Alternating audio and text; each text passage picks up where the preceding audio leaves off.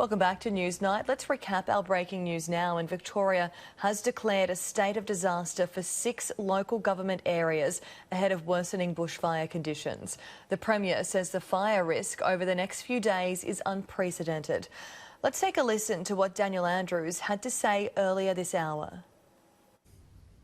Look, thanks very much for being here for an important announcement in relation to fire activity and the coming hot days, very challenging days in the next few days ahead.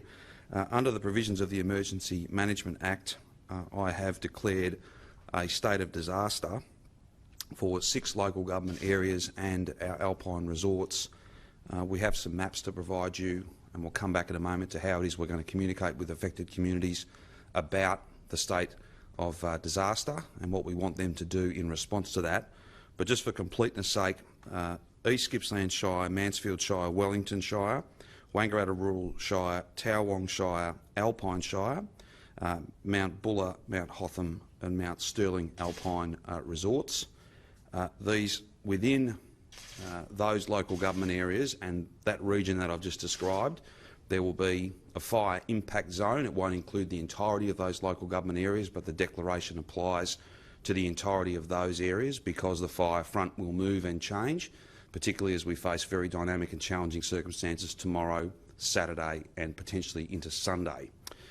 This covers all of East Gippsland that's fire affected and of course the northern fire out of Corryong, that Walwa fire that is now going and a very real concern for us as we head towards this warmer weather. Essentially, this declaration is the first time these powers have been used because we face unprecedented risk to life and property in coming days. With so much fire in the landscape, with such a large fire edge, with hot weather, windy weather and unprecedented dryness, so the level of humidity in the air will be tomorrow and Saturday at unprecedentedly low levels. The Bureau of Meteorology, in fact, can't recall a time when we've had such little humidity in the air this early on in the summer. What this does is it provides a singular focus to every agency and every department across government, that their sole responsibility, and when directed, they should cease other activities and focus solely on keeping people safe in what is a very challenging time. And Daniel Andrews also gave an update on those 17 people missing. He says that number remains the same, but also that another person has been confirmed dead. There are 17 people that remain missing. We can't account for their whereabouts. We hold grave concerns about their safety.